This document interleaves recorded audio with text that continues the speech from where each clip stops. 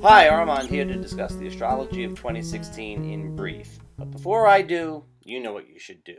You know what you should do. You should go to integralastrology.net and just open up the browser. You can see the address there on the bottom of the screen. And after the video, you can go back and take a look, or you can take a look and come back to the video. Whatever you want to do is fine, but you should open that up and take a look. You can sign up for the newsletter. You can read monthly forecasts. You can maybe get a consultation. Who knows? How have you not done this already? You should go to that website and look. Anyways, the astrology of 2016 in a word: Virgo.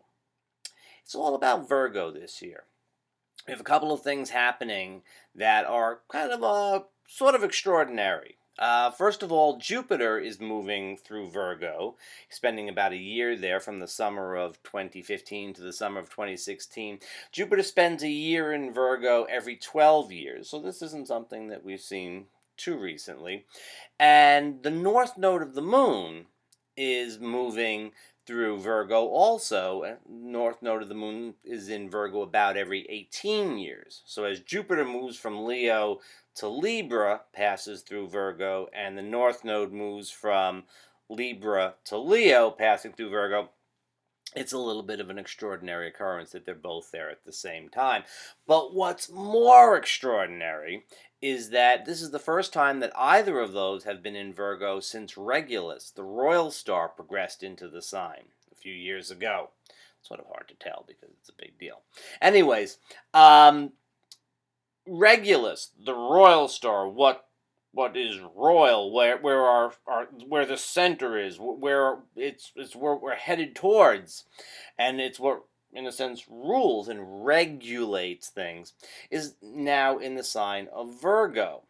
Now, for the last couple of thousand years, Regulus has been in Leo, and the important thing has been Leonine matters like creativity and individuality, the development and strengthening of ego. These things are good. These things are very good.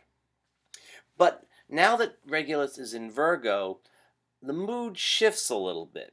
And the mood shifts towards service, towards Virgoan matters like service, caring for the earth, caring for others. So, yes, we ourselves as individuals still important, but we maybe find our greatest satisfaction, we maybe have our greatest calling where we can be of service to others. You as an individual, what do you have to contribute? And also, in the process of contribution, you sort of enrich yourself. And so the Virgo value of service is really highlighted this year. To lead is truly to serve, with Regulus in Virgo.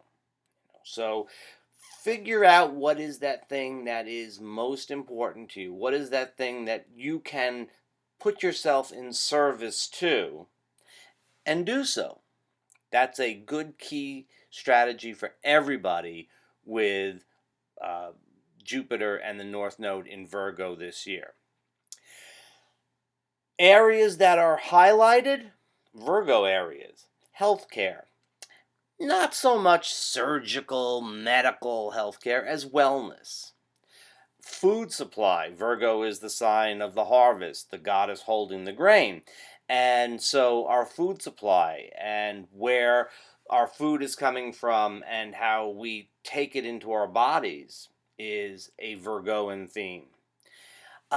Animals are a Virgo theme. Small animals, technically speaking, but with Neptune and Pisces across the dial. Animals. Anyways, whatever it is that you see as being bigger and greater, whatever you see as being more important, that's where you should place your emphasis this year. The more you give, the more you get.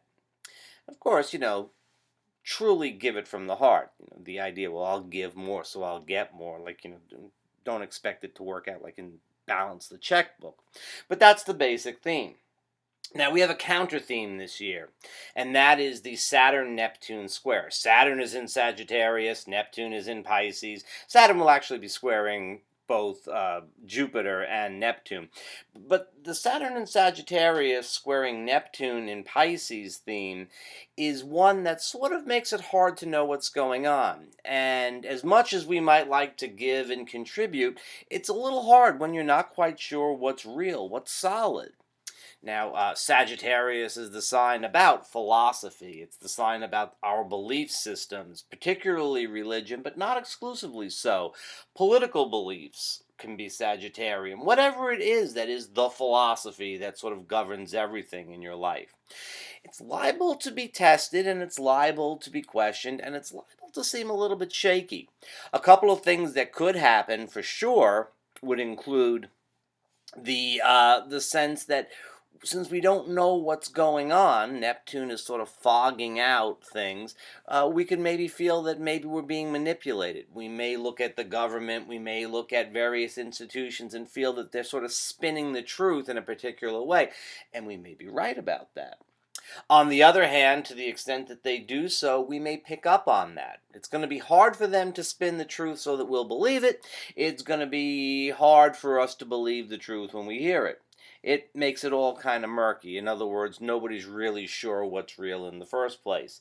It's a little bit difficult to handle that. Saturn in Sagittarius is also putting up that block that says, hey, you're with us or against us. You follow our beliefs or you don't.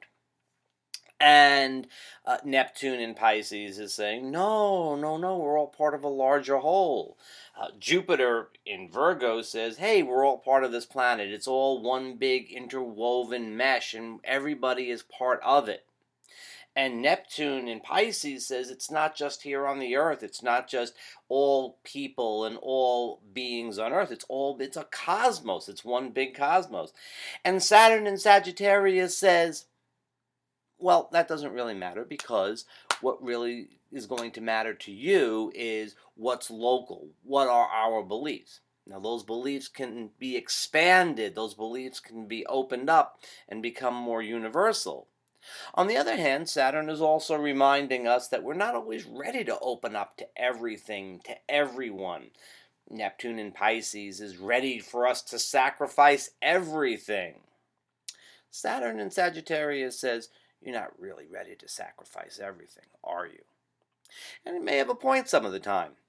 So we'll see that the Saturn-Neptune square, or the Saturn-Neptune-Jupiter T-square, is bringing up questions of how far our compassion can extend itself, how far it should. What is ultimately true, what we understand on an intellectual or spiritual level, may be really hard to implement on a practical level. And so we have, on the one hand, the Virgoan theme of giving and service, and we have the Neptunian theme of openness and sharing, and we have the Saturnian theme of limitation. And it could be a little hard to make this all work out. So, the strategy for 2016, no, not 2017 yet. The strategy for 2016 is service, and the thing to keep in mind is that we're going to have a great deal of uncertainty. It's just difficult to know. When you think you're pretty sure how things are going, expect a change. It's not exactly the easiest energy to negotiate, but if you hold the deepest value, if you hold the thing that you truly, really can put yourself towards, that really seems the most important to you, then it won't be such a struggle. But if you're looking for certainty, if you're looking for something that you can sort of take to the bank, it could be a little bit dicey this year. Now I'm going to do a video that gives some strategies for each sign, and you should find that on the YouTube page in a minute. In the meantime, stop by integralastrology.net and have a look around. And I'll see you soon.